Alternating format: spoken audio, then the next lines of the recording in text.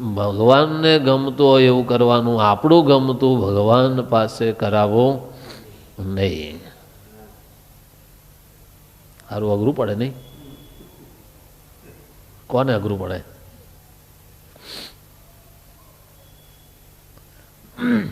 ભગવાનને અઘરું પડી જાય. ભગવાન જે કાંઈ કરતા હોય એ અનેક જીવના કલ્યાણ માટે, હિત માટે કરતા હોય. જ્યારે આપણે કરાવીએ છીએ એ કેવળ આપણા માટે કરીએ, કેવળ આપણા હિત માટે. છતાંય ભગવાન તો દયાળુ છે. તમે ધારો, તમે કહો એ પ્રમાણે ભગવાન કરી દે. ન કરે એવું નહીં, પણ રાજીપો ન મળે, એનું સુખ ન આવે. પછી વર્ષ પછી, 2 વર્ષ પછી, 3 વર્ષ થાય, 4 વર્ષ થાય, પછી એનું પરિણામ દેખાય પણ ખરું. દેખાય ખરું, તરત નહીં દેખાય. કંઈક પુણ્ય હોય તમારા ખાતામાં તો એ તરત ના દેખાય, અને ક્યારેક તરત દેખાય ખરો. પણ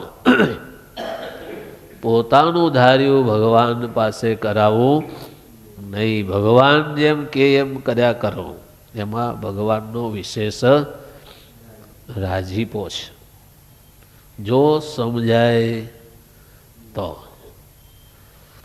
બાકી નહીં. પણ સમજાય એવું છે નહીં.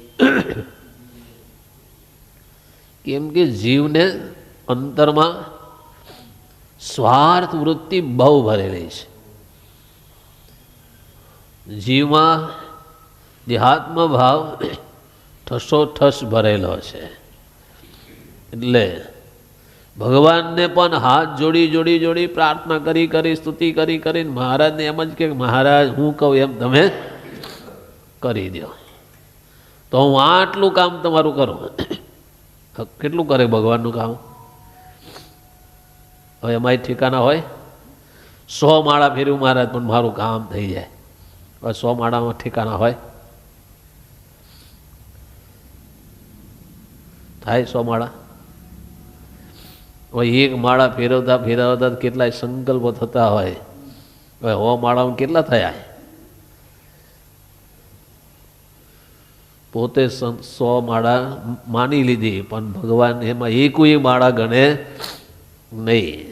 એક પણ માળા એવી નથી કે તેમાં તને તારો દેહાત્મ ભાવનો દેખાણો હોય, જગતનો સંકલ્પ ન થયો હોય એવી એક પણ માળા નથી. માળા તો ફર્યા જ કરે, ગણતરી પણ થયા કરે. 1 થઈ, 2 થઈ, 3 થઈ, પાછળ જોડે જોડે વાતો મગનમાં વિચારો તો ચાલુ જ હોય. અને થઈ જાય એટલે મૂકી દીધી. તો એ ભગવાન દયાળુ છે કે તમે સંકલ્પ કરો ને ભગવાન એ 100 માળા માની પણ લે અને એનું ધાર્યું ભગવાન કરી પણ દે. કરી દે. દયાળુ છે ભગવાન. એમે જો જીવ સત્સંગમાં રહેતો હોય, ભજન કરતો હોય, તો ભગવાન કે જા તારા ગુના માફ. પણ 1 વાર માફ કરે, બીજી વાર માફ કરે, ત્રીજી વાર શું કરે? 1 વાર માફ કરે, 2 વાર માફ કરે, ત્રીજી વાર શું કરે? પેલા શિશુપાલની 100 ગાળો માફ કરી. કેટલી માફ કરી? 100 ગાળો માફ કરી દીધી.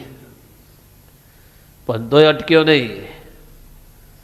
101, 102, 103, ત્રીજી થઈને ત્યાં તો આમ ફેંક્યું ને, માથું કાપીને પાછું આવી ગયું. સુદર્શન ચક્ર આમ ફેંક્યું ને, રમ કરતું ગયું. અને માથું કાપીને પાછું આવી ગયા.